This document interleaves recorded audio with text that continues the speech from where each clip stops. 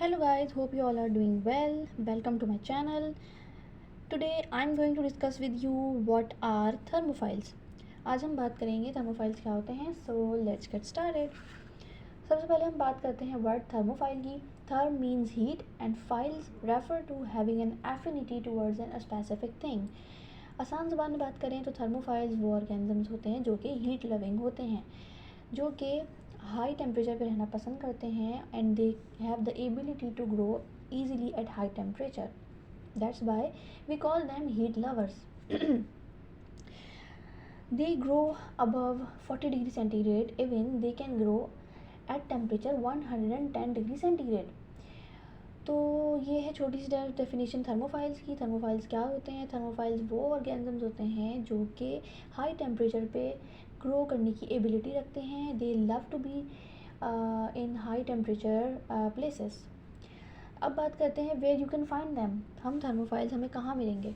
You can find thermophiles, क्योंकि हमें पता है कि वो हाई टेम्परेचर पे रहना पसंद करते हैं, तो you can find thermophiles in hot springs, in hydrothermal vents which are found under the deep sea.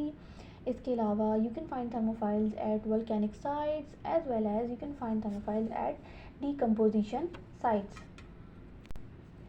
अब बात करते हैं कि how they survive extreme temperatures. Thermophiles extreme temperature पे कैसे survive करते हैं?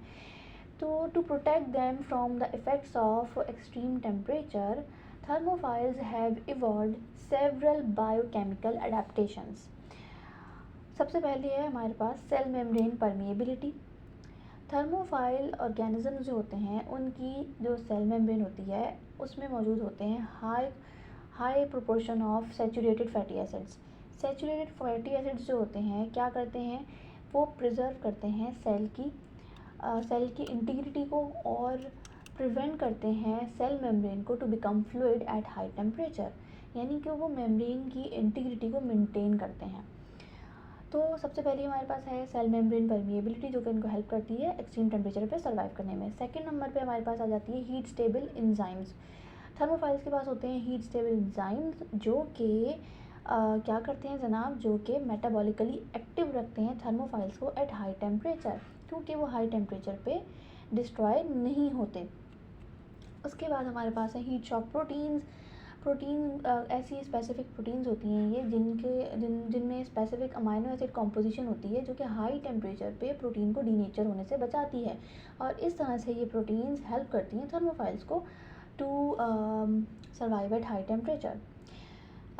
थर्ड हमारे पास है high GC content in DNA. Thermophiles के डीएनए में होता है हाई जीसी कंटेंट जो कि डीएनए डबल हेलिक्स की स्टेबिलिटी को इंक्रीज करता है और क्या करता है? ये प्रोटेक्ट करता है डीएनए को from heat induced strand breaks. यानी डीएनए के जो स्ट्रैंड्स होते हैं उनको ब्रेक होने से बचाता है.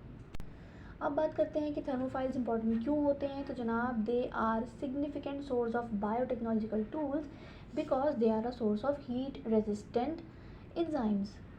थर्मोफाइल्स की सबसे पहली एग्जाम्पल में हमारे पास है थर्मस एक्वेटिकस. थर्मस एक्वेटिकस वो ऑर्गेनिज्म है, वो बैक्टीरिया है जिसके पास होता है Taq DNA polymerase enzyme. Taq DNA polymerase enzyme क्या करता है जनाब? ये जो है वो बेसिकली यूज़ होता है पीसीआर डीएनए एम्प्लीफिकेशन में, यानी polymerase chain reaction DNA amplification में यूज़ होता है.